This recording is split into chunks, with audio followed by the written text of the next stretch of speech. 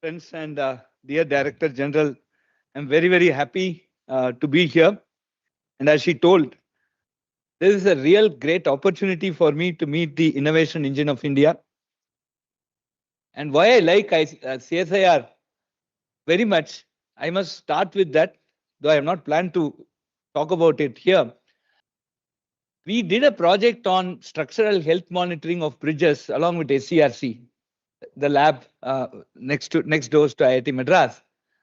And that's the first time that I realized what is the difference between theory and practice. The first thing was that we imported a sensor which actually can measure acceleration and stress and put it in a bridge in Nagari from Australia. And each sensor probe was $2,500. And we have some 10 probes. First time the train passed, and that first time we realized that the source of the electric engine was in the top and the ground was the track. And they applied a brake, and then there was some very high flow of current. And the first train passed, and some data we were monitoring remotely from IIT Madras. Suddenly, for the next time, no data came. And when we went and opened, then there was a lot of smoke. We did not even realize that. The first time we realized that the earth was actually on the track. Okay, and that's great. So this was some learning. Then we had to send that equipment back to the country to get it repaired. And so, and if I want to instrument that thing with for all the bridges in the country, I think one annual budget of India should be allotted for that. That time we all decided that we'll make a small MSP processor, microcontroller, our own strain gauge. We tested it in our own civil department. We made something which is 400 rupees worth. And then for this current that was passing to actually arrest this type of surge, the surge projector, which the company quoted, was $1,200 per probe. We put a Zener diode, which was 5 paisa. Okay. And this system we put, and it worked for 25 days. And we only went and removed it. A small battery. No installation. We need not go to railways, open their traction, etc. Simple battery we put and we run it. So this is the power of indigenization. This is the power of Atmanirbharta. And this I learned in 2009 when we did this structural engineering project under NP Mass, one big project. And that I did with a CSIR lab. So I'm thankful to you, thankful to CSIR for opening my eyes in that way. Okay. After that, my whole way of thinking has completely changed and I owe it to CSIR. So this is one secret I want to tell. This, friends, today I want to talk about, so I'm completely, technology agnostic in my presentation because there are 37 labs and I wanted to keep the talk as interesting as possible. This is also ALM. ALM is after lunch management. So I want to keep it as interesting and as exciting as possible. So if you feel I'm boring, please put your hands up and I can change the topic. That is what professors are trained to do it in a regular fashion. So Viksit Bharat 2047 is a very important agenda in front of us. Friends, in the age group of 15 to 35, we are the youngest population. And if we do not do the education right now, we become the most uneducated country in the next 10 years and it will have its own social repercussions. Now, what is education? That's what we want to see here.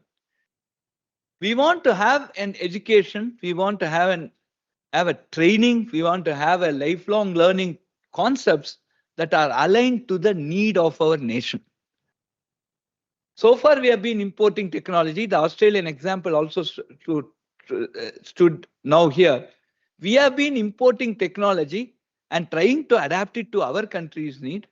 It is like buying the slipper and cutting the leg. We need to do the other way. And many times, because of this dependency, we are always trying to shoot a mosquito with a revolver. We lose the bullet and mosquito will still be flying.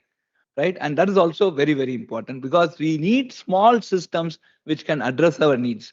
So keeping these things in mind, that will be sort of the underlying spine of this presentation. Let us look at this. So of course, I was telling Madam today, we are in a place where we as scientists and academicians are really taken seriously, right? And this is the time where we need to pitch up and pull our socks and move forward. And this is coming because of this great idea of this great man: one earth, one family, one future, Vasudhaiva Kudumbakam. Right? What does Vasudhaiva Kudumbakam means? This all came because of G20, but this is a very powerful image. If I want to look at Viksit Bharat 2047, I should be locally relevant and globally recognized. And unless I have this global recognition, thinking of a knowledge superpower or a technology superpower is going to be a very, very distant dream, which will just remain in lectures and PowerPoint slides. So what it means to achieve this great grandeur of one earth, one family, one future, Vasudhaiva Kudumbakam, what is it that we need to inculcate in our youngsters? What is the type of training that we need to do? What is the type of research that we have to build up? Some ideas is what I have tried to consolidate here. And I chose this topic because CSIR is a place where I can outpour certain things. And you will also, everybody has done indigenous technology development, as the Wall of Fame sees. I've seen more than 800 technology. I've seen at least 40 when I've just climbed the 2 floors. You all understand what is the pain of bringing up a technology, how to standardize it, how to commercialize this. So many of these thoughts, I think, will have perfect reciprocation in this audience. And so I took this topic here, a very challenging topic. I'll try to do my best. Sometime I may blabber. If I blabber, please do point out where I'm blabbering. Right. So single car which can run by a single driver. So the role of citizens are extremely important. And when we bring in Atmanirbhar indigenous technology, the end point, the end user is always the citizen, and they have to be, there should be an acceptance of what we are trying to do. And that is a very important role that we see. The second thing is, as educationists, we are in a, as I told you, there is a very, I may even call it as a national emergency to get our education right. Friends, if you look at the gross enrollment ratio, number of students, school students who finish their +2 and join the college, the gross enrollment ratio today is 27%. When we were being rated for the 9th consecutive time as #1 institution in the country, a reporter came and asked, "Are you happy?" I said, "How can a director of the topmost institution of a country be happy if 73 of the 100 children do not even touch the portal of a higher education institution?" So there is a very big role for educationalists to see that this bridge is capped. And this is very, very important. And then these people must have a future that is socially relevant and which is going to enhance the way the human lives are happening, not only in our country, across the globe. And that is going to be the spine of what we envisage, or our Honorable Prime Minister envisage, as Viksit Bharat 2047. And of course, the policies are very, very important. We have seen a lot of policy. I need not teach a fish how to swim. CSIR would have seen lot of policies. But one of the interesting policy which is relevant for our education is the National Education Policy 2020, which has laid down several things which we are cashing. For example, friends, can a nice, beautiful vocalist, Hindustani vocalist, with a little effort, can they come and join the BTech program of IIT Madras? Never possible. I was a good violinist, but it was not possible for me. From last week, we have announced FACE, which is Fine Arts and Cultural Excellence Admission. Can a good sports person with a minimal effort in JEE Advanced, can they join? Not possible. Now we have got the sports excellence admission. This is what IIT Madras has done. We are trying to bring in diversity into the campus. And this is because of the national education policy. Nobody would have listened to me unless that NEP was there. And NEP is my God. NEP, and I'm getting things done. And that is very, very interesting. Now we are adding color to the campus. We are adding diversity to the campus. I'm giving one example here. Now, Viksit Bharat 2047 needs this diversified approach. And citizens, educationalists, and policy advocates are extremely important. So, whatever we do, these three are the stakeholders, and these three must work in perfect synergy to realize Viksit Bharat 2047. And whatever I'm going to present here, we have several hats to wear. That's why I put all the hats. They're all from different states of our country. And we have to wear these hats to see that finally we achieve the goal. Now, let us look at this. So, the main thing is, I now call this as Bharatheeya, right? So, what is Bharatheeya? So, let us say, where does this Vasudhaiva Kudumbakam come? It comes from the Maha Upanishad. It says, I am Bandhuhu, I am Naiti, Ganana Laguchetasam, Udara Charita Nam tu Vasudhaiva Kudumbakam. What does it mean? He is my friend, he is my enemy, he is my relative, he is not my relative, he is a collaborator, he is not collaborator. This type of distinction comes from poorly realized souls. A fully realized soul will see the whole earth as a single family. And if we aspire to become a Viksit Bharat 2047, we need to take this Upanishad sentence into full spirit. We need to create realized soul. What does it translate to from a research, from a societal point? The last sentence, last but one sentence, an equitable, intelligent, wisdom-based, prosperous society. I think we are asking for Durga, Lakshmi, and Saraswati in the same person, but this is what we need to build up. Intelligence actually is the ability to acquire knowledge, while the wisdom is to apply this intelligence. Your wisdom must suit a crisis. So we need to develop these type of abilities. And then what it means, this is Bharatheeya. How do we structure an education? How do we structure our research so that it helps in building this equitable, intelligent, wisdom-based, prosperous society is what we will see in this presentation. Now, first and foremost, no more. If I say I'm an electrical engineer, it means nothing. Today we are looking at multiple fields. If I want to make a system today, if I want to make a working system that is going to enhance the human life, it is going to be of relevance to the society, we have to look at facets of technology, engineering, humanities, basic sciences, economics, management. And we have to look at the enablers of the Amrit Kal, right? There is the Panch Pran, which the Honorable Prime Minister has said. And this is also to be taken up. And then all this must be carefully interlaced with sustainability, sustainable future, and humanity. Otherwise, whatever technology we do, if it's not going to be sustainable, if it is going to result in something that is going to make life difficult, or life is going to be a hindrance into the development, it is not going to take off. So this is also coming up in a big way. And then, so in the Bharatiya approach, any inquiry into knowledge, research, development, and adoption, and also all the strides that we make in science and technology must adhere to this Vasudhaiva Kudumbakam. It should lead to an equitable, intelligent, wisdom-based, prosperous society. And if we focus on this one point, I think we are very much on track for Viksit Bharat 2047. Friends, let us look at this. Right? Today, the equitable access to knowledge, education, knowledge, intelligence, and wisdom towards a collective prosperous society will come not from Sikshana, but it comes from Vidya, right? We need to now impart that knowledge rather than educate. And that is something, as an educationist, we have to now, not just it comes from mere teaching and a learning process, but it comes from a more experiential process. And I think we need to start focusing ourselves towards that. And how do we do it? I have some ideas. See, now we need to build centers of higher knowledge center and excellence with collective indigenous knowledge systems. And let me just put some examples on this and how we go about this. For example, today,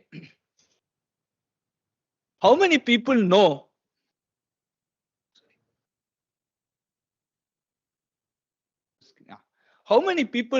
that Newton's law was sent sometimes in BC, right?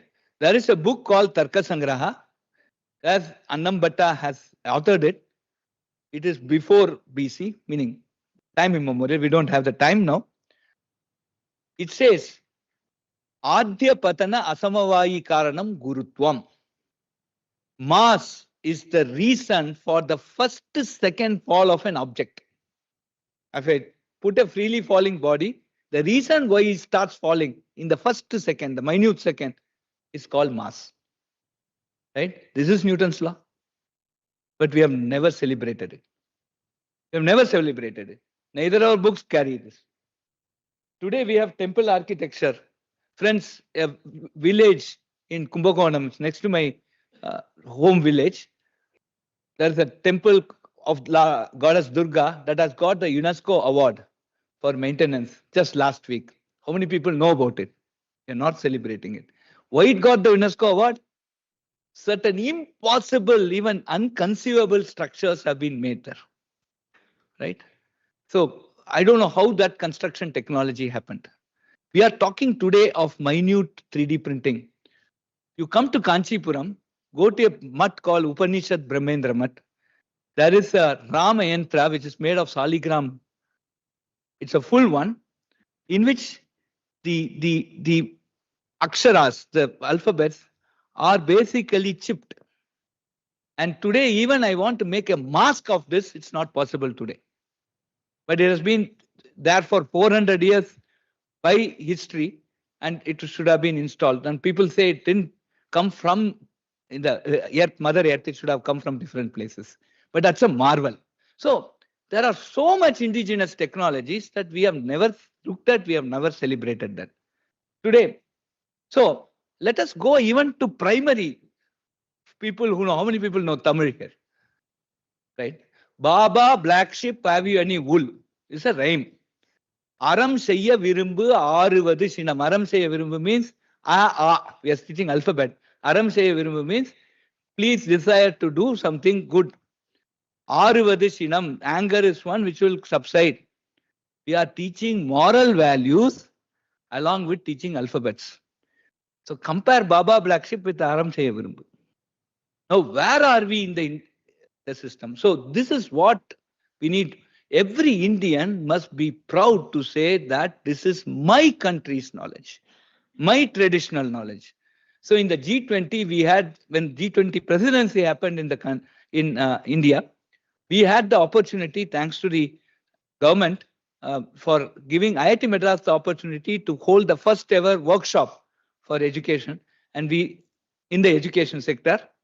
And every country which came had their own set of things. But we are all into this sort of education, which we need to change. English is the most important language, I think, and we are effectively communicating here. Goddess Saraswati's greatest gift to mankind. But our education must, the root of our education must also look into our traditional knowledge. And that is something which we need to enable as a collective. I hope you all agree with me. Next. So what is this mission 2047? What we can do? So let us take this. This is from, see, all this I am not saying. See, one attitude is there. We have seen. We go and talk about a complicated topic. A white plumber talks about this in some other room. Many of them go there. Okay, right? That aptitude slowly is changing. That's what I said to Madam. No, now we are also taken seriously. Now, I'm not saying any of this. This is all from some, I'm put all references. I've been very careful. Now, let us look at, read this out. Now, through science and technology, humankind could bend nature to its wishes. This is essentially the modern view of science, and it should be emphasized that it occurs only in Western civilization. It is probably this attitude that permitted the West to surpass the East after centuries of inferiority in the exploitation of the physical world, and where it has led to. Why are we defining Sustainable Development Goal 1 to 17 today? This Maha Upanishad, nobody knows who has written. Vasudeva Kudumbam was told very, very long. Right? Now, this is a mistake which Viksit Bharat 2047 should not do. Right? And so how are we going to balance this act? So this is the first one, because everything is centered around sustainability. Friends, if we don't leave a world in which our kid will be at least as comfortable as us, we are going to land a problem. And this is something that one very interesting lesson, not Kamakoti, not Kalai Selvi, it's Britannica.com. Okay. Now let us go here. Now, this is something, this is a voluminous thing, but I just want to see one very interesting topic here that we need to understand. See, now, if you just read the first part, they always say previous accumulated knowledge enables future progress. And Newton has said that it stands on the shoulders of giants. But today we are not seeing there is a progress is slowing in several major fields. Is it because we are not having accumulated knowledge, or not, are we not using that accumulated knowledge? So this is one very interesting topic. At this point, we must look at what has happened. This is where IKS, or Indian knowledge system, is going to play a very important role. Algebra was the first field where we are talking about decolonization, right? So there are many groups. For example, there is a group from Persia, there is a group from Egypt, of course, Aryabhatta from India, there's a group from Iran, which have actually got the non-Western perspectives of algebra. And that has enabled critical thinking, that has enabled new ways of thinking. Today, many of the temple architectures are explained based on the algebra of Aryabhatta, right? So one of the interesting things that have come up in this whole story is this decolonization of certain scientific concepts which are currently being owned by the Western perspective, but we need to start looking at from an Indian perspective. The Aryabhatta's treatise of algebra is something which we must and our kids must understand. And that gives us more critical thinking, that gives us a different way of thinking, because the examples that we'll give out of Aryabhatta are not necessarily the old examples that we give from a Western thought perspective. And this decolonization of many scientific concepts based on Indian concepts is something, it is very important. And if CSIR labs and IITs can join hands in creating these wonderful things, we could go up. And these are comments not by Kamakoti again, it's from nature.com, okay, which is rated one of the best journals in the world.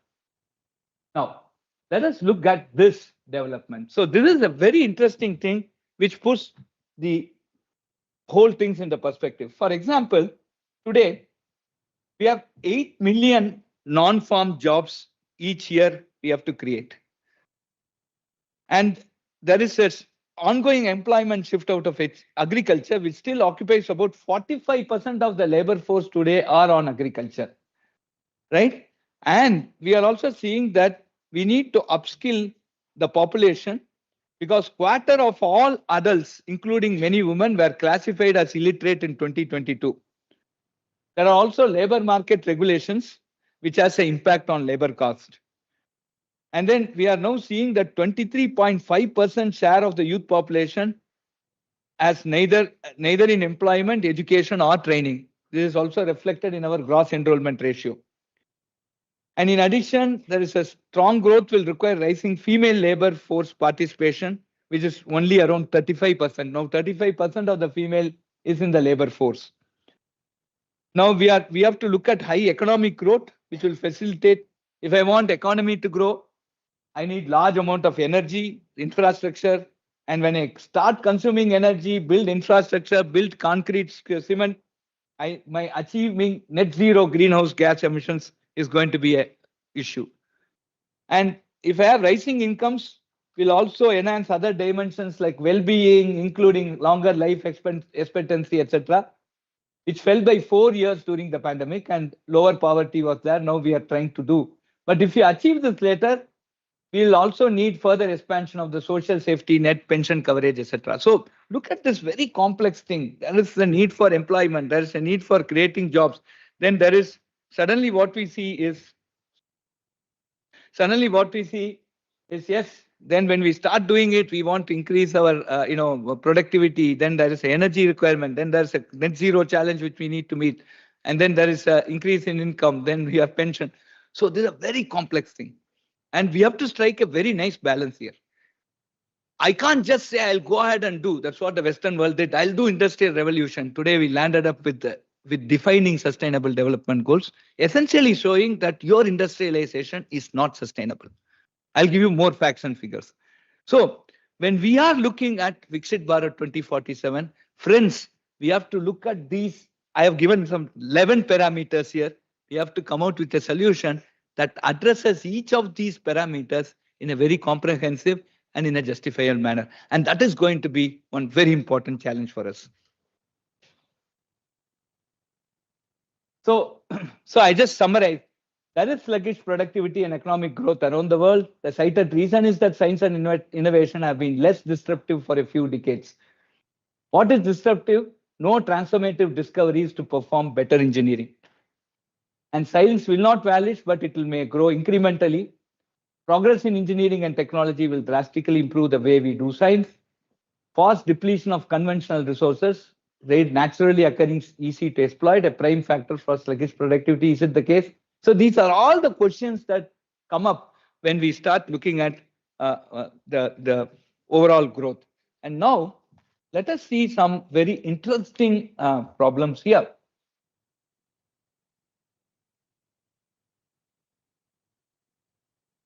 Now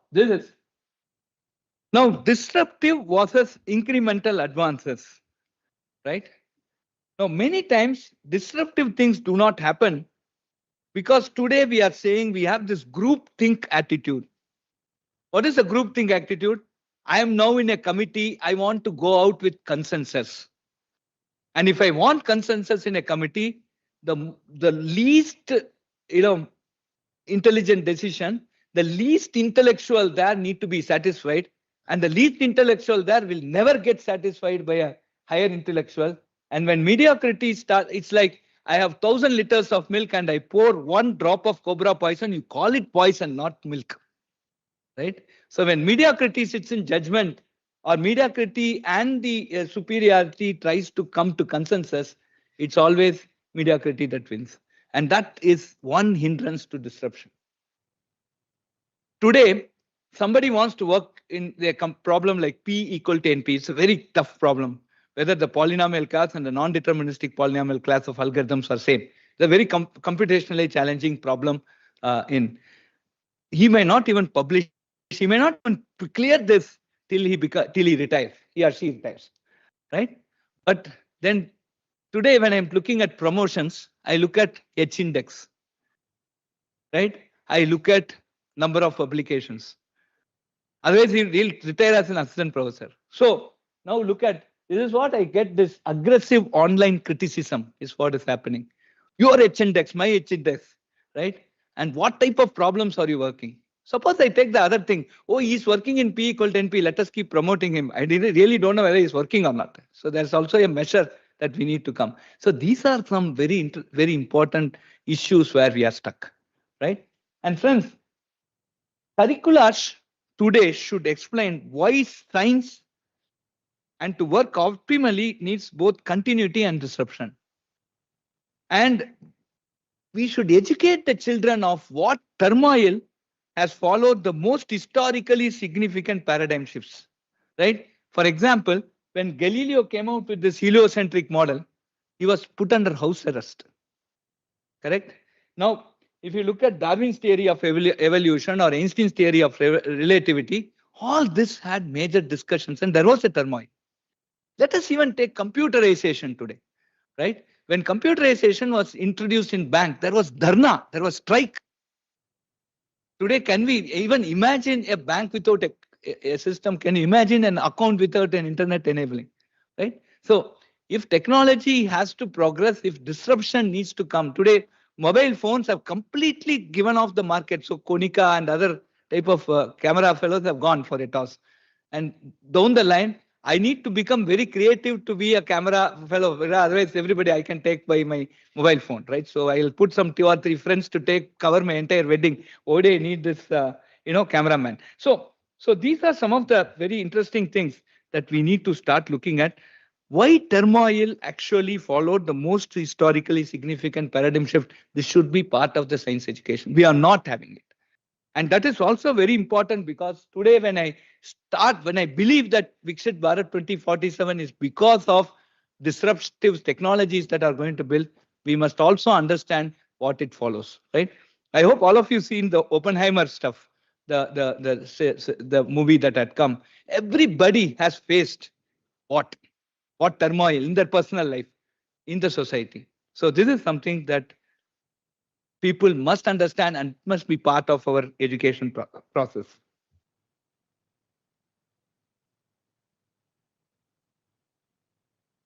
Right. Now, these are all the questions that we have. The Mammoth Challenge, to summarize what we have done so far.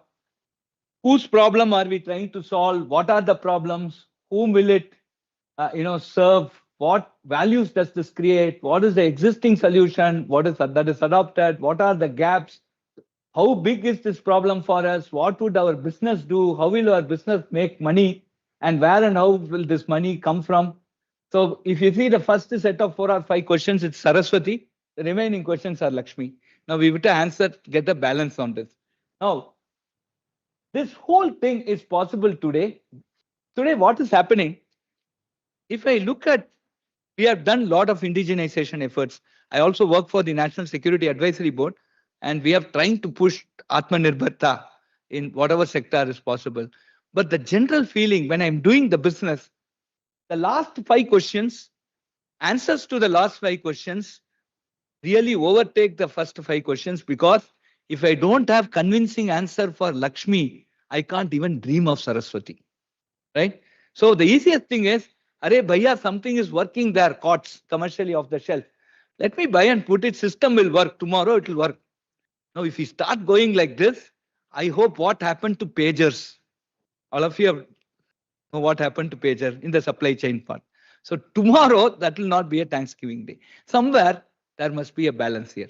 And the solution for this that we are saying is, we need to accelerate the creation of a thriving, self-sustaining market ecosystem by adopting indigenous standards, leading to the democratizing of opportunities for design, development, and manufacturing of said components to accelerate science towards Viksit Bharat as a national mission. This is a sort of statement that I could write.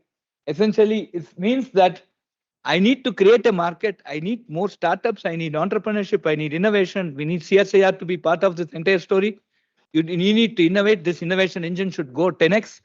And then finally, we have to give a democratizing this whole opportunities, and the market must be available. If there was, I don't know how true it is. There is it is. They say it is. The Russian premier's biodata was there. There was a person from Japan who was alongside the Russian premier, and he was using a pencil which was breaking every time. So the Russian fellow asked, why don't you buy this British pencil? It will not break. Japanese started crying. He said, if I don't buy my country's pencil, who else will buy? I don't mind sharpening it every 5 minutes. Today, Japan has the best pencil. I think this nationalism, this Bharatheeya must be instilled in every kid, every one of us. I think unless we do, all that we talk will be on paper. Okay. So let us now go to the next important topic of how these challenges can be addressed. One of the things is, these 3 questions are very important. How do we avail and harness collective STEM expertise, science, technology, engineering, mathematics expertise, skill and knowledge in our nation? And how do we bring focused determination to achieve standardization, indigenization, sufficiency, and sovereignty in doing this STEM in a disruptive fashion? And how can the government, academics, industry, and the public come together? And these 3 are very important questions if I want to really bring out a change in our whole education, job, innovation, entrepreneurship, and self-reliant technology development. Now, let us just talk about these 3 topics. When we talk science, this is often a theory that precedes experimental validation. When we talk about experiments, we also know that experiments must always validate a theory. And this is true, at least in the case of any research we scientists indulge in. And then the aspects and salience of research determine the science that we do, right? So this leads us to a very interesting topic of what is basic research, what is fundamental research, what is applied research, and what is translatory research. Now, when we look at systems like ANRF, there must be a clear definition of this from a Viksit Bharat 2047 perspective, and there must be an encouragement of basic, fundamental, applied, and translatory research. Now, let us now talk about this in a little bit. The essential characteristic of any research is risky. So how do we define and measure risk? And we shy away from taking risk nevertheless, because when we look at some of the proposals, they say, what is the market? When you do a basic research, for example, when we started designing the Shakti microprocessor, every time I went to a PRST committee, they asked what would be the frequency, what would be the market. I said, I'm yet to even see what is it. Allow me to do. A microprocessor market is several $1 billion. I'm not even asking you 1 million, but please allow me to explore. And it took me 3 years to convince. Okay, we have to come out of that mindset. I don't know how much it is true, but if it is true, I should salute National Science Foundation. There was the director, it seems that 75% of the projects that he sanctioned were successful, and he was fired because you have never allowed risk. Right? Risk is something very, very important. So what we do as a basic research is we try to understand some phenomena. And then the fundamental research is we now find out why that phenomena works. And then how to use that phenomena in case of some application, and translating that application into a product. This is how these 4 research works. So we need some rational choices with use cases, with potential benefits, and all this necessitates basic research. I think this is something which as a country we must realize, and also we have to have this high risk, high reward type of projects, and we should celebrate failure. And unless we learn to do it, I think it's not going to go anywhere, right? So this is something as a predominant thing. And now let us come to the next part. Now, what does basic research today have, and how do we use today's technology?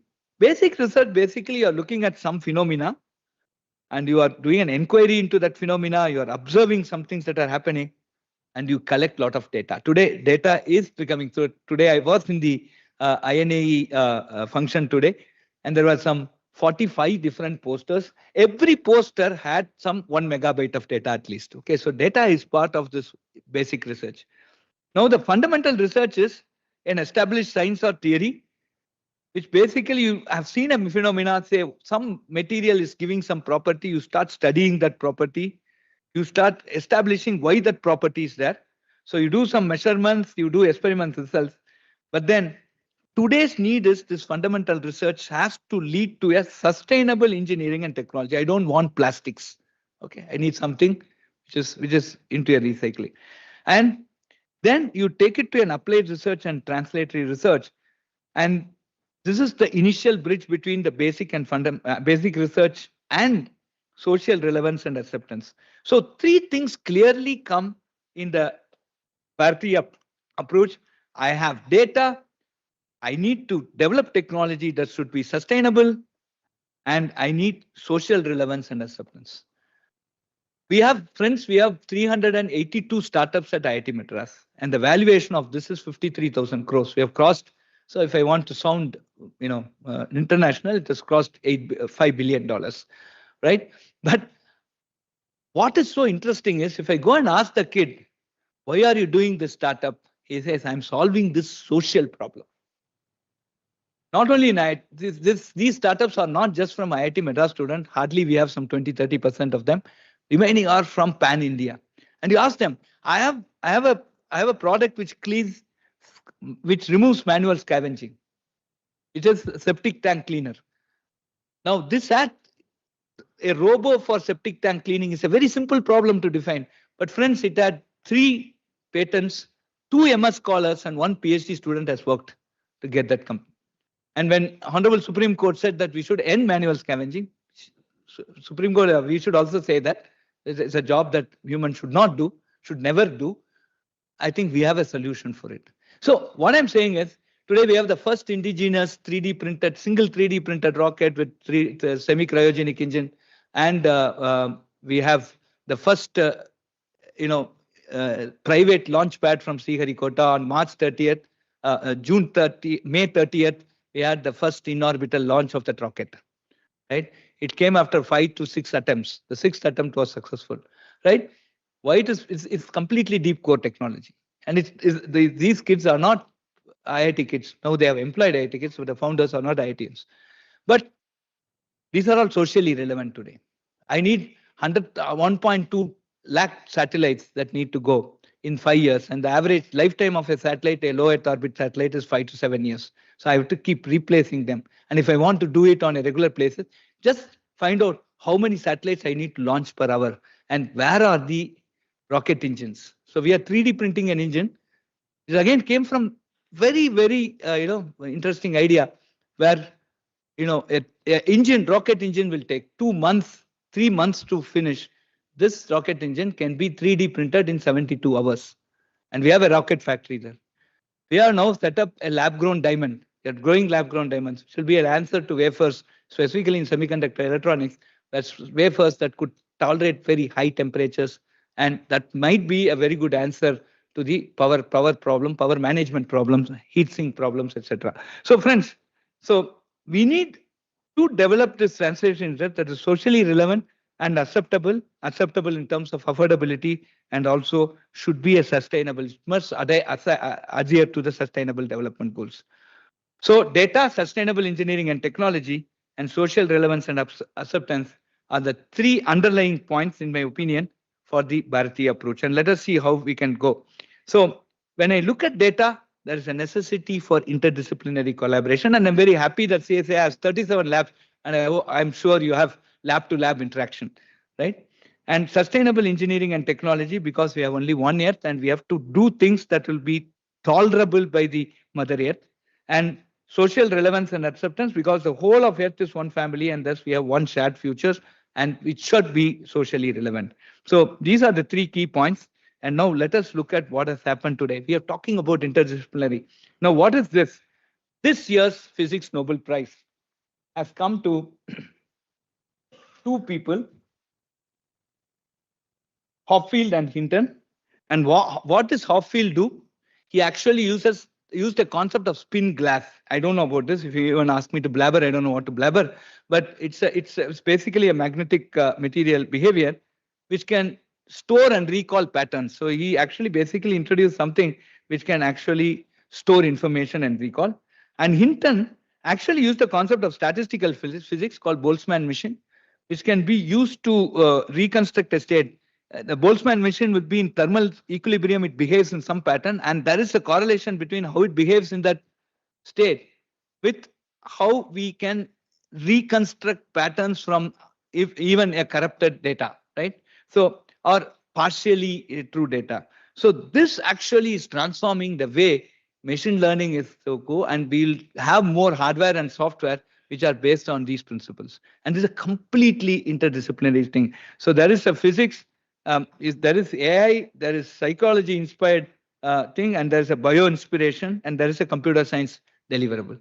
And this is the Nobel Prize this time, and it's also driven by data. So I really strongly wish that the innovation engine of our country, CSIR, must have at least 10 Nobel laureates in the next 2 decades. By Viksit Bharat 2047, let us have 25 Nobel laureates, Kali. Let us all work towards it. I think you need to clap for this, yes?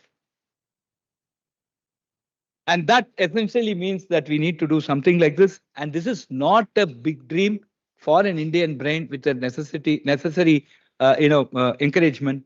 We can achieve much, much better. But friends, these are the different fields that inspired this Nobel Prize. And it is not the conventional Nobel Prize. So we now have a joke for computer scientists. We ask, why you didn't get a Turing Award, right? Turing Award is sort of equivalent to Nobel Prize. Now computer scientists, data scientists can also aspire for a Nobel Prize, because this is a very interesting indication for that. Now, so this is something that we need a lot of data scientists who will do a bunch of activities that you put on the middle thing and interface with the scientist who will bring in experience from statistics, applied statistics, inference, prediction, evidence from different fields, subject experts, inference from the agriculture, inference from medicine, inference from infrastructure, inference from civil engineering, inference from whatnot. And these are the systems which are data driven at the time, which has a translationary research, and that will be socially relevant and sustainable. So this is the model, and AI will play a role in this.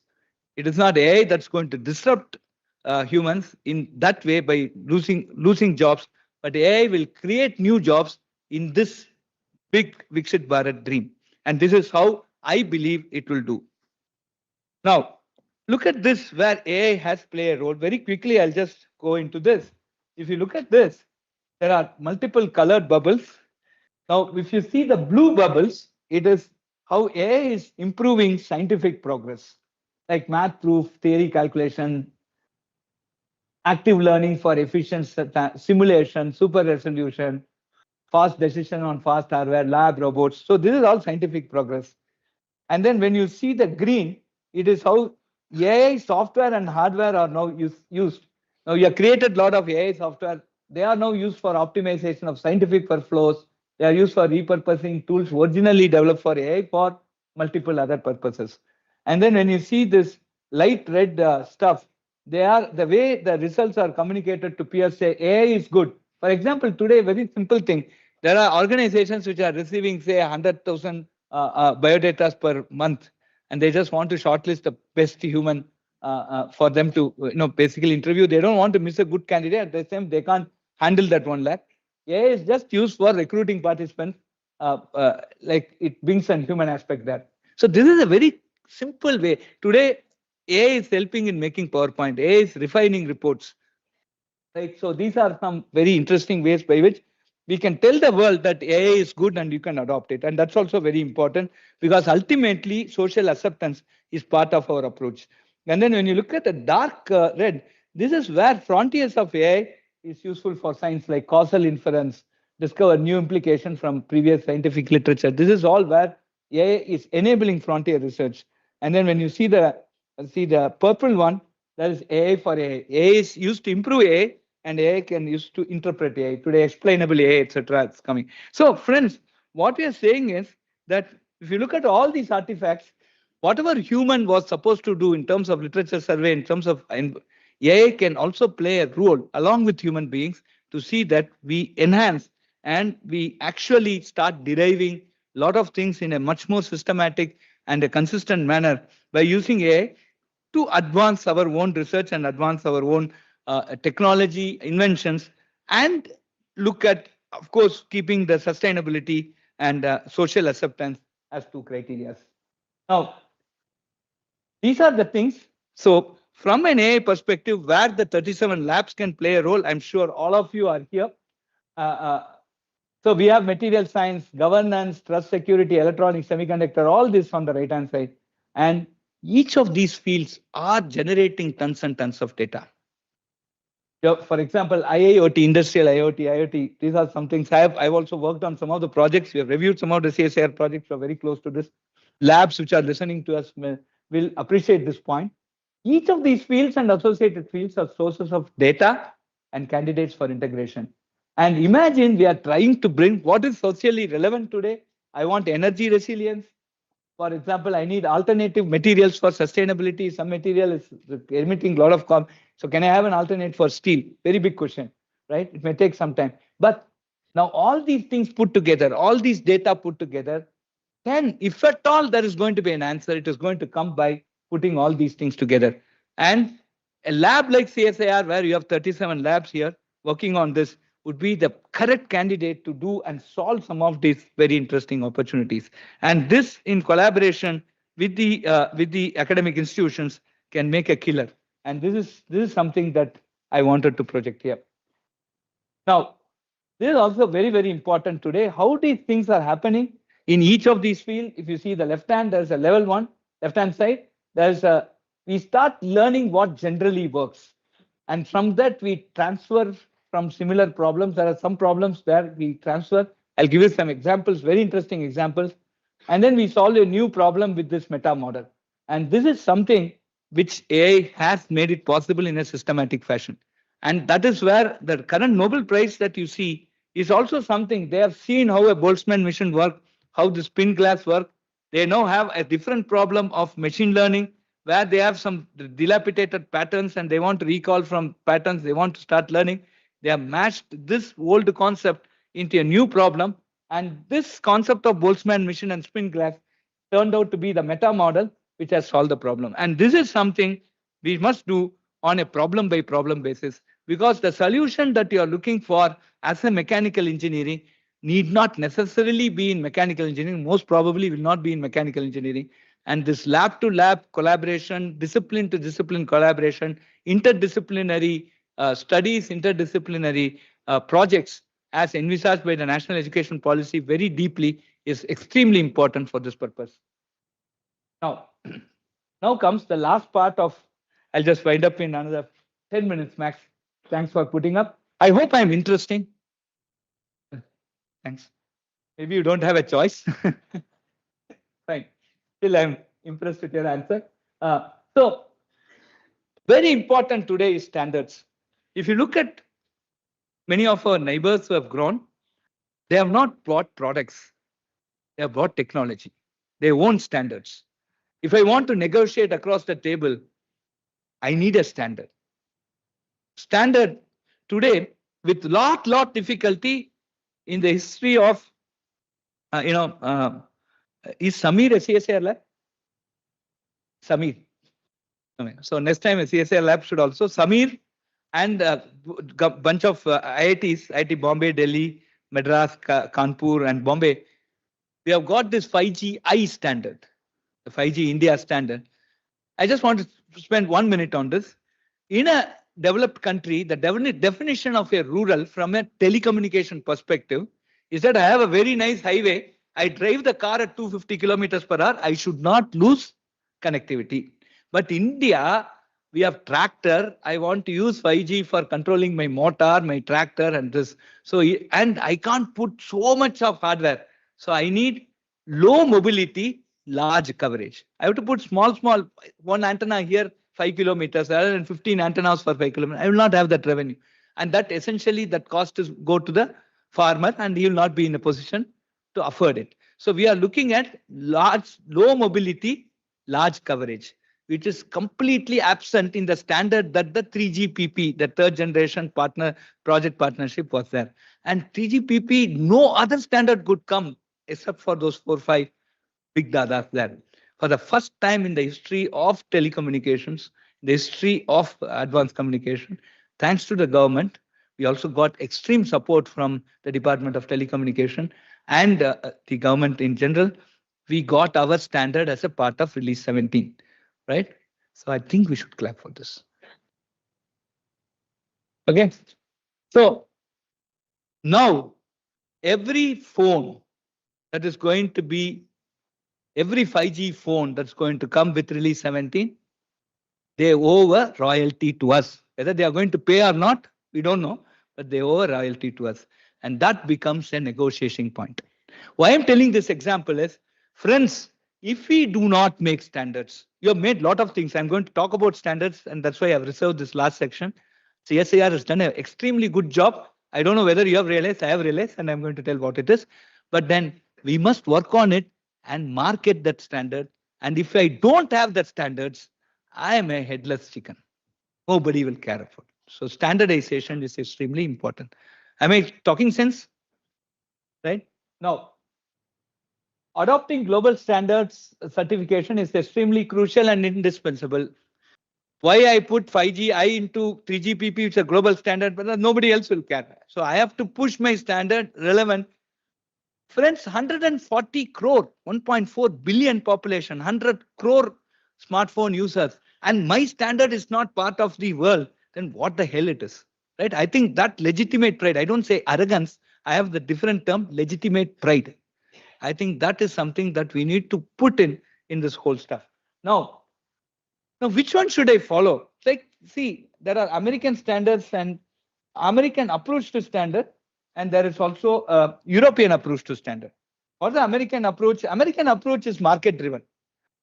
They don't, so standard is not more or less mandatory there. It's market driven. If market adopts, you take. European approach is more of our nature, right? No, we will adhere to this standard, then only I will allow. So it is more of, what I may call as I can't say government driven, but that will be more of centralized control in the European. But this is more or less decentralized, and there'll be more of industry involvement in the America. So which one should we follow? The most important thing that we need to keep here is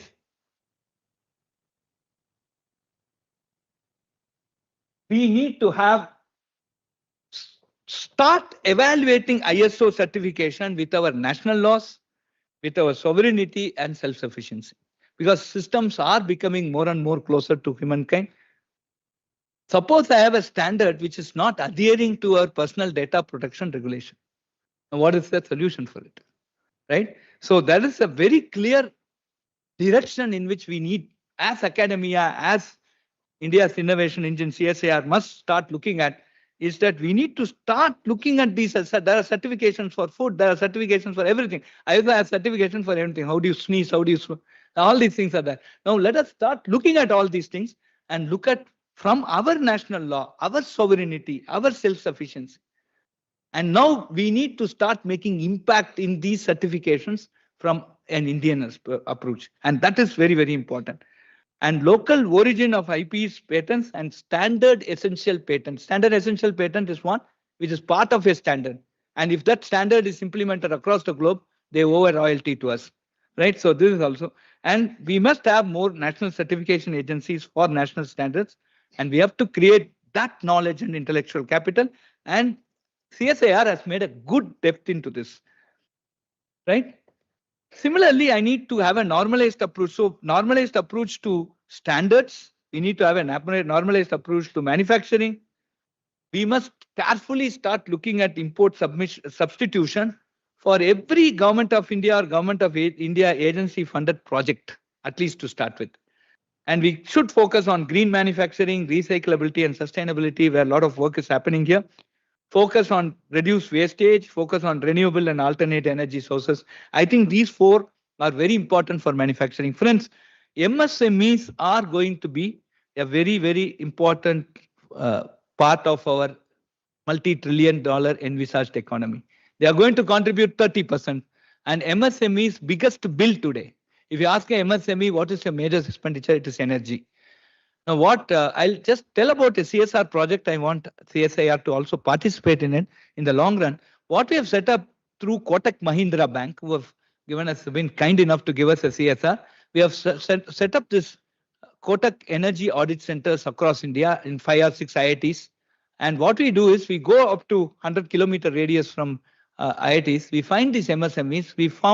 We go and audit them and basically give them suggestions of how they can bring down their energy consumption. And then for that, they need to make an investment. We are also working with the Power Ministry and MNRE to see if they can be given a green loan, the reduced interest rate, because it will ultimately help us in our carbon. And this consistent attempt we should start doing from today if we really, really want our trillion-dollar economy to shine, because that is basically is what is going to, MSMEs are going to dictate our large economy. Now, and we must start looking at the way we do things. And so today, see, with the large amount of data that we have this, I'm just talking about agriculture because in Tamil there is a statement, Urundu Valvane Valvan Allan Torundu Pinchelbavar. The farmer is the king. Suppose somebody says, I'll not supply rice to Delhi, what will you do? This says, air conditioner will not give you rice. Correct? Correct? Who is the king? Why are we all learning for the 6-inch stomach to be full, right? Correct? And that thing doesn't come.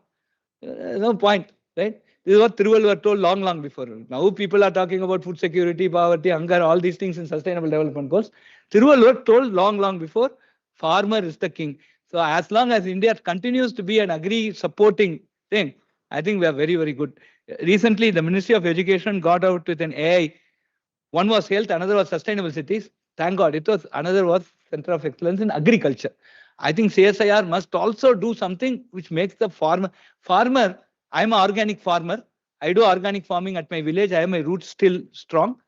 And, to bring a rice to the kitchen. Today, everything would be perfect. Night, one wind, everything will go off. The non-determinism which a farmer faces is something which nobody can understand. No engineering, nothing will give you. No socialist, no economist can understand. You have to be on the field to understand. So let us all also work. This is a very important call. That's why I put this last case study as doing. So today we have lot of knowledge. I have a village guy. AccuWeather told there'll be no rain, and I was planning to have an harvest. This fellow found one small insect flying this direction and some wind pattern. He said, I will give up. I will go on hunger strike if next to 2 days there will be rain. You forget all these things, there will be rain. Next 2 days there was rain. Thank God I didn't go for an harvest. You got it, right? So there is a lot of inherent traditional knowledge which we need to exploit. And so we need to form where AI can help. We need to start looking at it differently. AI can, in the area of agriculture, there can be a knowledge governance, there can be a knowledge spreading, there can be a knowledge creation. First, knowledge creation from all these indigenous knowledge systems, spreading of that knowledge through LLMs and whatever in multiple languages, and governing that knowledge to see that it's not biased, etc. All these things will make AI work in AI help, for example, in creating what we call as a circular agroeconomy system. We make, we use, reuse, remake, recycle, and then keep on going in this cycle. Okay. Now, this is the thing. So we have this Rasa. I request anybody who comes to Chennai can come and visit us. We have this regenerative agriculture stack artifacts. So we have all the components. So we have all these systems here. We have deep intelligence, learning systems, risk credit, supply chain, farm automation, all these things.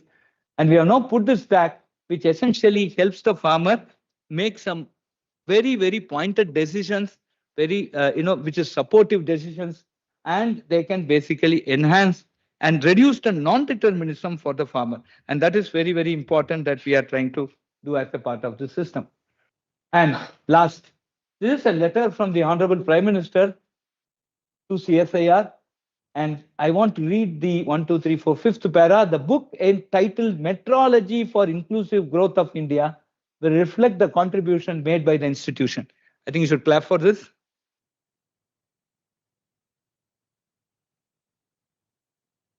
This is very, very important. I'll just finish off in next few minutes, promise. I've been telling this again and again, but this time surely. So this MEP stands for, it's a French, I don't know how to pronounce, but it's used in practice.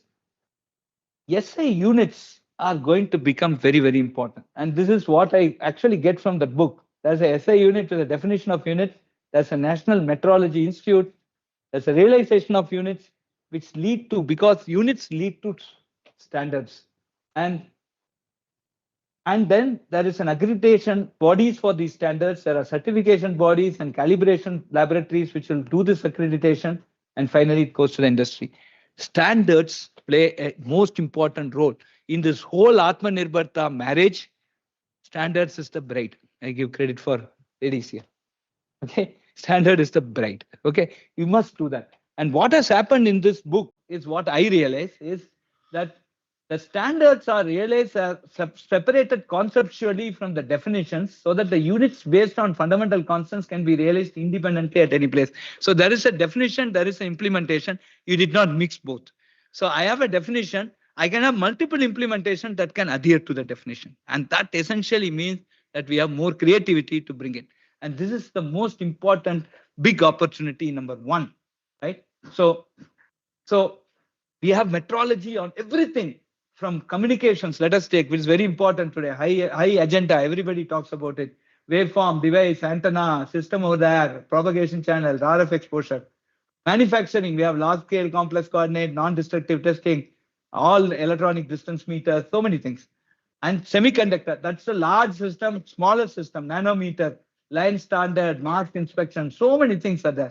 So the question now, which I think CSIR, having done this work, must take in a very big way, is that can our agencies start to look at developing indigenous standards and traceability measurement protocols, certification, calibration, which will inherently boost local manufacturing?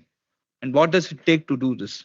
This is an important question I put in front of all of you in the presence of your respected Director General, right? And this is the most interesting problem which all the 37 labs can participate, also include IIT Madras. Now, these are things. This is just a diagram. I'll not go much deeper into it. There's a physical SI units 2019, but then down the line, after tech transfer in say 5 years, Indian semicon industries will be starting to rely on local supply chains, and that will be the effect. Once we just introduce metrology, I measure, and that measurement will be mine. Then the whole game changes. Metrology becomes extremely important in this context. Now, the next one, right? Today, we are talking of environmental issue, and we say a challenge before us. What did India do that was wrong in environment? Let us see.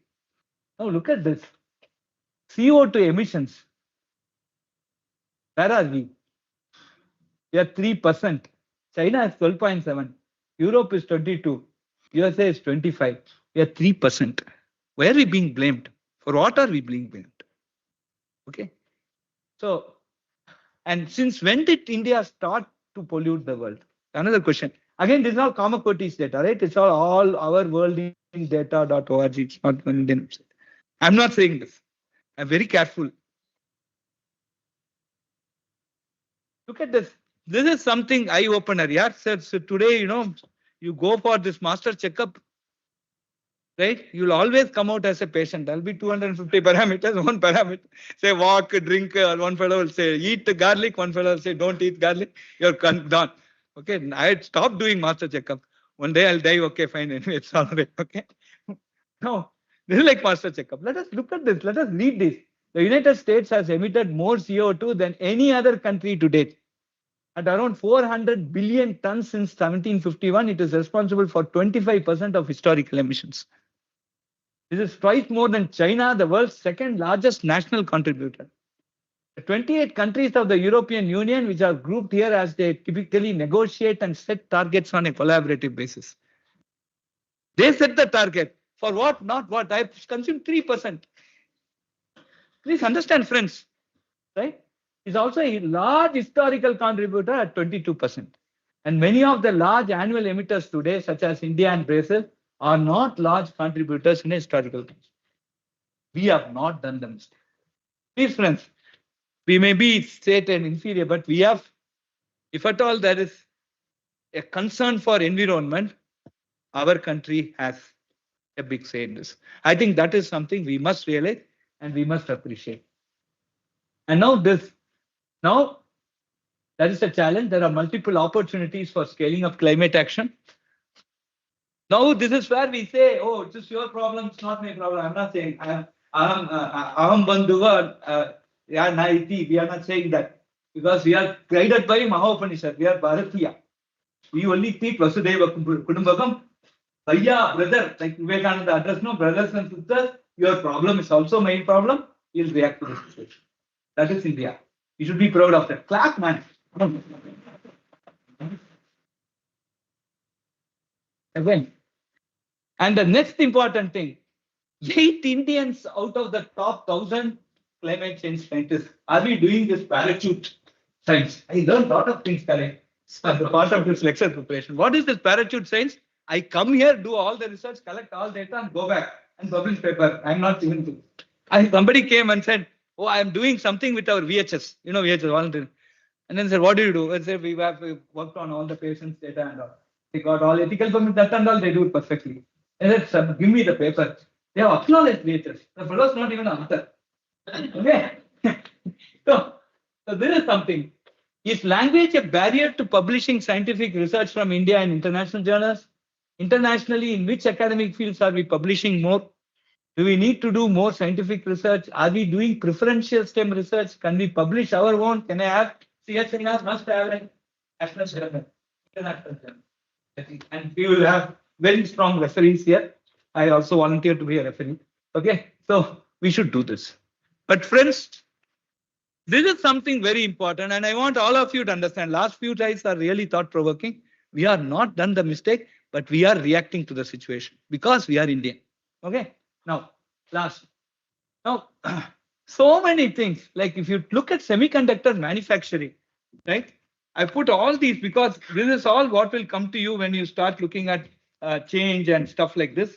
But I want to just put this part to you here. The last line you just see, this is like, condition supply, they put, right? Very, very small font. Normally you take health insurance when you have 50 plus and you can never leave it. Okay. Plus, the most common skin allergens found in the electronic industry are epoxy resins, nickel oxide resins, colophony shoulder resins, rubber, formaldehyde resins. I can't even spell this. I'm very weak in chemistry. I failed in JEE advanced in 1985 because I got 3 out of 100 in chemistry. Okay. But these are the things. Okay. But the most important thing is, these are the things, right? This is unnoticed. Friends, let us see this next slide, right? All these fellows today say that, right? Look at this. High level of commercial secrecy. Oh, this is my patent. I will not tell you. And they hide all the chemicals inside. The semiconductor. So where is the norms? Where are the health regulations? Where is WHO? Questions remain, right? So now this is also an opportunity. We are not questioning, but we take it as an opportunity. Right? The opportunity is, can our lab start to look at developing an indigenous supply chain with sustainability goals in focus? Can the labs coming up in India, can CSIR now work and see what could be all this allergens, philogens, all this blah, blah, blah? Can I see how can we reduce it? Because we recognize this problem, we put forward this problem. We are a very open society. Transparency is our only strength, and we will bring out and let us see we can have a very safe problem, safe path. So these are one. I'm just giving this is the tip of the iceberg. Every field has properties like this, and sovereignty is the key, right? Independence. Why call? Somebody asked me why you have left some 2.5 lakh job and joined IIT Madras at 32,000. I said, this morning I decided I don't want to work in semiconductor. My father was a Sanskrit scholar. I would like to work on quantity and computer. I'll be having the freedom to switch. And the director will appreciate it. See how diverse my faculty. This is what independence is, right? Independence is sovereignty is very, very important. And Shakti processor that we did, everybody said this processor was very complex. When I decided that I will do a processor at Semiconductor Laboratory, Chandigarh, get it packaged there, I make the PCB in IIT Madras and boot it. It was a 180 nanometer technology. One NRI called me and said, if this processor works, you can test. Still remember September 2019, midnight, 1 o'clock it worked. And students call me, sir, perfect. I called this fellow, said, processor is working, I'm not ready. Right? So today we have put it in open. We have put it in open. Any industry can take. Any industry. So we have 5 startup industry. First commercial industrial IoT chip has come out. 2 startup companies have gone into the second stage of funding. And interestingly, I don't have any commercial connection with those companies. What I'm saying is, the moment I had a commercial connection with that company, my effort will not look with the same length. So this is what India means. This is what Indian faculty means. This is what IIT means. Right? So it's very easy for someone to come and say, oh, you are not top in the world, you are not here. I'll challenge. We have our own social commitments. We have our social obligations. We have a different society. Right? Even in our NIRF ranking, we have now created a separate section for central university, for state university. Because the objective of the state university is different. If I made a vice chancellor of the state university, half an hour I'll run out. And we can't handle it. That's a different ball game altogether. Go to one of our state university, you go and say, every half an hour, there will be 500 students entering, 500 students going home. That's the volume they are taking. That's so many affiliated colleges. Everybody has that challenge. India as a country, every education institution, if they are put on the same pedestal of a developed country with that less social obligations, we will not what top one will be something more than top one if that happens. So friends, let us not think that we are not doing anything driven by all these measurements. We are doing great, but we are not relaxing. We are just rejoicing and we will work hard. Of course, there is scope for improvement. I don't say I'm world number one, but don't say I'm world number 8. Right? This is what every Indian should have, every CSIR lab should have. Oh, I compare with that lab in that country. No. We are doing our best. Everybody has burned their midnight oil. You don't become, Kale has not become DG just because she used to spend 18 hours, 17 hours per day on some point of their career. Yes, and today also you're spending, right? So everybody has worked. Everybody has. So let us be very proud of ourselves. I think that is. Okay. So the last one, surely the last one, is energy, and then energy source, supply, storage, grid, distribution, consumption. And we have mechanical problems, we have electrochemical problems, we have thermal problems, electrical problems, hydrogen, chemical problems. And there are labs, I've done a survey, there are labs working on each of these subjects. But friends, come together and give one energy solution for India, where I have one range is 500 kilometers, battery cost is 2 lakhs. Okay, then we have solved the problem for me. Thank you. And last one. Zero waste. Waste management is also becoming extremely important. We have now, for example, we have tried, I think the institutions are trying. We were consuming 3 million liters per day, 3.4 million liters per day of fresh water. We started doing complete recharge, recycling of our grey water by putting 27 kilometers of pipe we have buried inside IIT Madras. 2 feet at Adyar Gate near CLRA. To 27 feet near Research Park, and all flow by gravity. So we are not using conventional power. And then we pump only 250 meters. Today we are getting close to 1.7 million liters per day, which we are using for our gardens, and we are also using for our AC, district cooling, etc. So our freshwater consumption is reduced by 20%. I think this is something that we should thank you very much. I enjoyed today and thank you for this opportunity. And if there are any questions, I can take.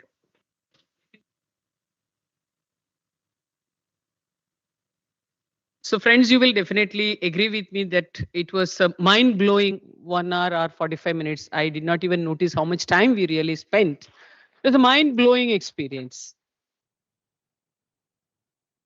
So Kamakoti ji, we know that you are an outstanding person, but at least now you can sit and then you can come for the questions. So friends, many points we really learned. Certain points here, Professor Kamakoti made it as a very subtle, but I have taken it very seriously. He said, innovation engine can do 10x. You can actually replay this video and you can see, he made it as a very subtle statement. He said that innovation engine can do 10x. That is one point I have strongly noted down. Therefore, this is one strong message. We are doing X today, but we have to do 10X. And also very, very, I would say, exciting examples he has given. And one more point when he talked about we are not emitting carbon, but I will say I'm not smoking, but my neighbor is all the time smoking.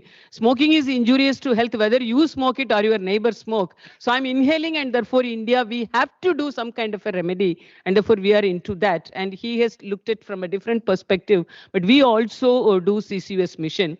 And to Professor Kamakoti, few things are very, very common between IIT Madras and CSIR, and especially the different topics that you handled today.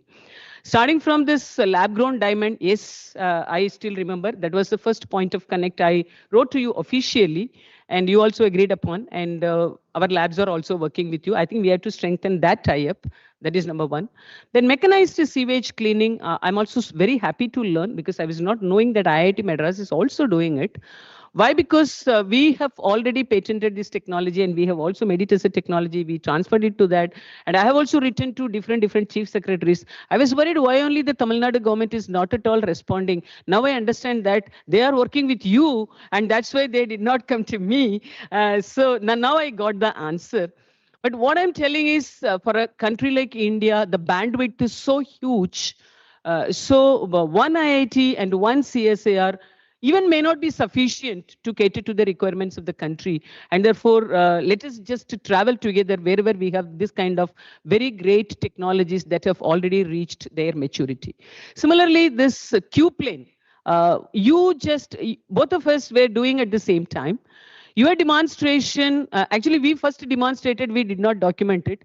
You documented it, and when Prime Minister showed it as IIT Madras's accomplishment, I can openly say I had a small kind of a burning sensation here because I finished the demonstration, but I was not able to do that because we did not do documentation. It is not jealous, but we realized that more than doing, it is very much essential to make people to understand that it is already available so that if at all somebody is really interested, they can also come to us, make use of the technology, and we can also be of some use to the society.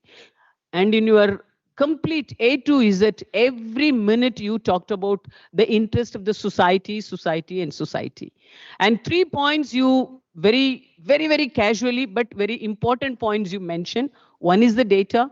And second one is you said that it should be, third point is societally relevant. Second point, you said that it should be sustainable engineering. It should be managed by sustainable engineering. I think data all of us are creating. To what extent we are managing it with the sustainable engineering and technology is a questionable question. And the third one, you made it very important point. You made it as a relevant point that it should be societally relevant and acceptable also. So these are the 3 points you gave. I think we can make it as a mantra now. So this is the secret and this is the mantra. I think I will just take these 3 points as the points to ponder for the new year, that is 2025. And thank you so much for giving this kind of a great sutra for us. And again, you were just making a mention that we have to work together. And the final few slides are very exciting. When you talked about standards, yes, we also have one laboratory called National Physical Laboratory, which is the Metrology Institute. That is the NMI of India. And we also do number of standards. And rightly, you touched upon that Indian standards, they are very essential. We are working on BND, Bharatheeya Nirdeshak Dravya. Am I right? Yes, BND. So we have our own indigenized standards we are developing. And all the time, we also used to request, and I have requested the director also to write to very many Indian institutes and organizations. Those who are coming up with indigenized standards, please do write to us and please do make us understand so that we can make them available for the country as a whole. So that we keep doing. So Honorable Prime Minister also wrote to that particular lab only, NPL only. It is here in Delhi, and we are working on it. And similarly, when you talked about this Chandigarh thing also, we also have a lab in Chandigarh. We are also coming up in a big way in semiconductor. I think we have to have some strong collaborations in the area of semiconductor also. And few other points are there. I'm just reserving those points for offline discussion. So my CSIR family, I think all of us thoroughly enjoyed his talk. And we could, more than the talk, we enjoyed your energy. And more than that, you made it very, you said we are not relaxing, we are rejoicing. Actually, we rejoiced your talk also because it was so enjoyable. And many a times when we take the kid to the school, we'll say, no, school is here only, because for a good purpose, this kind of a motivation really helps. But you effectively managed this ALM, after lunch management. Very effectively you managed. And tonnage of thanks to the important messages you really shared. In my opinion, you please share the slides with us. And it is open to all. I really wish all of us should really go through the slide. In my opinion, every slide, every point really speaks a lot. And one point you made it, you pitched it, 20 Nobel laureates. in next 20 years from CSIR and IIT? I said 25. 25. Sorry for the -5. I thought that this 5 will be taken care of individually by IIT. No problem. We'll have it as a common share. So 25 Nobel laureates. I think we have to take it as the target. We have Vision 2030. We have Vision 2047. I think this Nobel laureate NL25, this is a new target. My family, you should only really take care of this particular point. Thank you so very much. Now this is open for questions.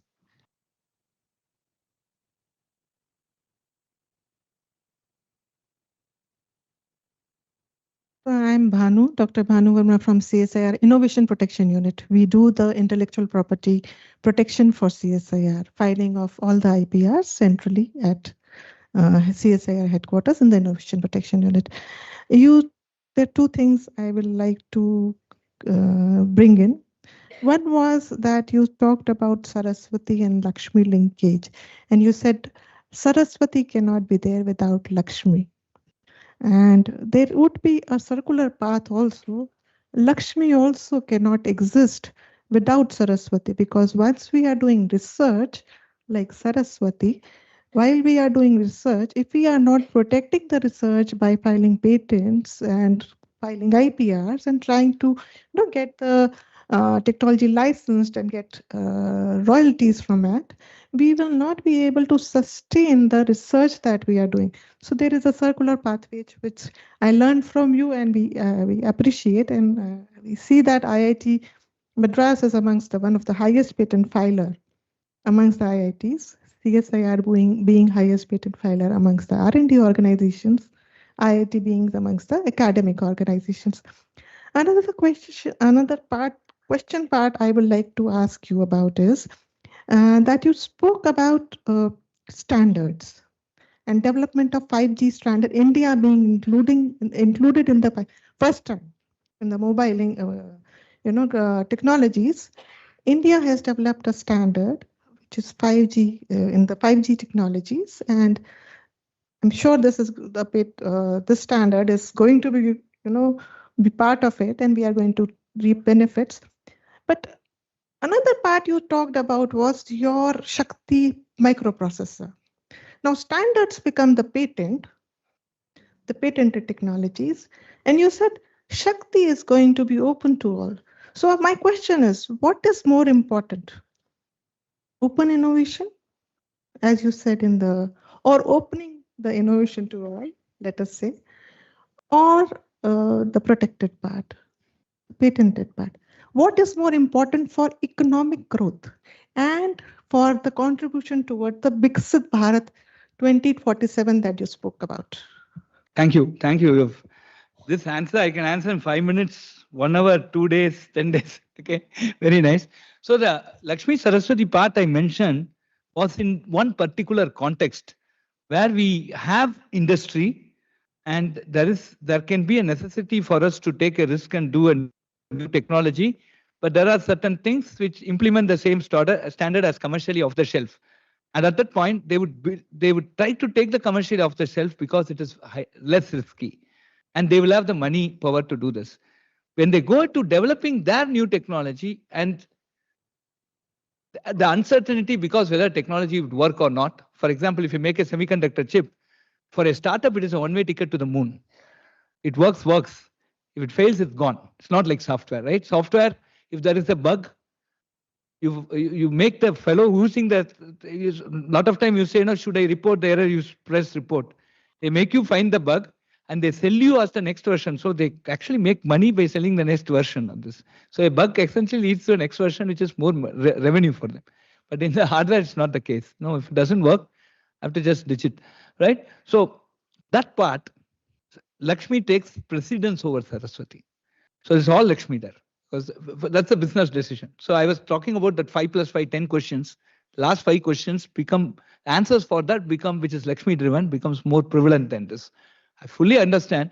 That's what I've been telling the buyer. If you don't have ideas, what do you basically work upon, right? So ideas are the thing, and this is there is a very important component, Saraswati Lakshmi cycle. And Saraswati is, if you say chicken and egg, if say, let us assume egg came first, Saraswati comes first. Yes, that way I agree. The second question is about, very interesting, 5GI is a standard. Well, Shakti is a open standard by Berkeley, MIT. It was released on a BSc because it was just an instruction set. It was more of a, a platform on which I can write programs and I'll be. So that standard is open. There is underlying architecture which you are, you can customize and take it. That's a upstairs software that you can port and take it back. But this middle is a open standard. Now, again, there is this. Suppose I have a processor that is available for me at say, 5 penny, and now I am competing with that. Several crores and millions of those processors already selling in the market. I want a startup to compete with them. Right? What do I offer to the startup? Right? First and foremost, if I say that you license from me, they would have buy the chip from them. It's the costs come first. I have to make life much more interesting to that startup. Saying, if you buy from him, you already have a slipper. Now for your application is your leg. You have to cut your leg to fit that slipper. I can give you some examples offhand, not in a public meeting, but how this is really playing a role. Now, by offering this as an open standard and giving the first impetus to the startup can take it. I have released it on a BSD license. There are different types of licensing. There are licensing where you go and do some change, you have to contribute back. Open licensing. But BSD licenses, you can take and do whatever, you need not even contribute back. That we have opened up. Now the startups are taking it and then they are building their own custom hardware for this standard. And they do use this as a golden reference, as a test bed. And they measure this and they are making money from their customized chip. And I am allowing them to do this. Unless I do this, the processor market will not grow. Because I am basically fighting with a huge, well-established industry. Now, for me to encourage, I need to do this. So this is the decision. You might know about Linux, right? Linux is the Berkeley's standard distribution, BSD, is free. Now Red Hat took it and customized it, and it's doing. SUSE has taken, CentOS has taken, many other Linux people have taken, but BSD is given as free. Okay, so Shakti is a BSD for processor. We are democratizing that. Now anybody can take and they can make money out of it. And for me, that they are doing something which is under their control. I've democratized it. Some 10 startups in India come up. That is enough for. That is my contention in this case. Thank you. Yeah, so this is a careful decision we need to take, because if I say this is going to be closed and you have to license, then it's not going to boost the process market. So that's a conscious decision we have to take.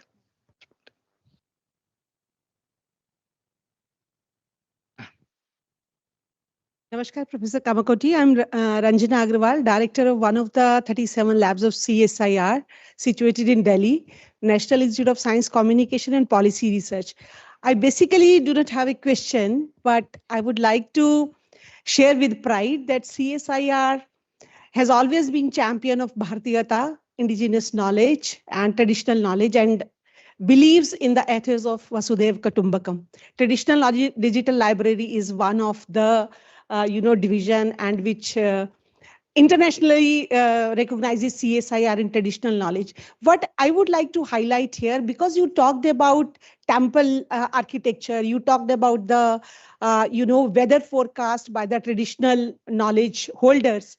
So another attempt of CSIR is Swastik, scientifically validated societal Indian traditional knowledge. This was started by the clarion call of Honorable Prime Minister. And through this platform of Swastik, we disseminate, communicate traditional knowledge which is scientifically based. So this is a very important national initiative started 2 years back. And I'm very happy to share that we have till now communicated more than 51 stories in 17 Indian languages, and we are getting a huge response.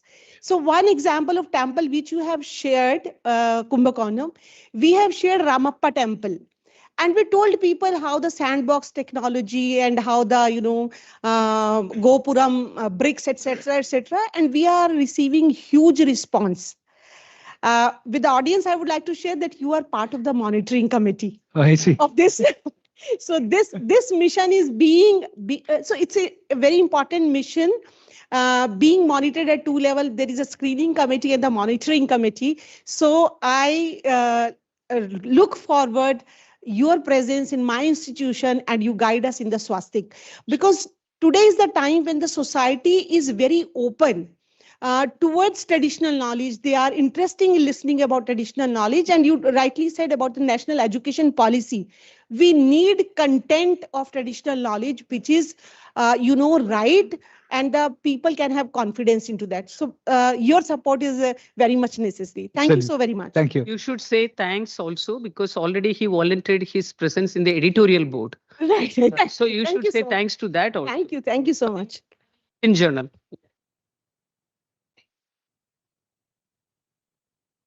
So one more question. More question. Love to answer questions. Yes, too. As a professor, I love to answer questions, but due to paucity of time, I'll take one more. Last one question. She wants. No one? No? Who want? No one? Okay. Then you just say thanks. Word of thanks then. Yeah. One question. Okay. 1 minute question. Good afternoon, sir. Yeah. Satish Pandey, Principal Scientist, CSIR, CRI, New Delhi. You talked about the translative research and the development of disruptive technologies. So when we work in this particular direction, which is leading to the development of by carrying out the translative research, developing the disruptive technology, it oftenly faces challenge in the adaptability, since there is a lack of standard guidelines and the policy regulations are not like that. Despite successfully showcasing it to the different authorities and demonstrating it, there is still the challenges related to the adaptability. So what are the policy guidelines under the Viksit Bharat 2047, and what are the frameworks are in place in order to facilitate its adoption? This is a very long question. I don't think I can answer it. But there are multiple instances where the policies are becoming quite suitable for whatever we have been talking of. For example, the national education policy itself has touched upon many things. Right? Today's presentation have been basically centered around national education policy. The second important thing that's coming up is, of course, the other aspect that we have been talking about is on the many of these DLI schemes, the PLI schemes, which are also policies now in terms of production linked incentives, deployment linked incentive, the procurement policy, for example, today, which encourages Atmanirbhar technologies to come up, and things like from a national security point, there's a national telecom security directive which is also in place.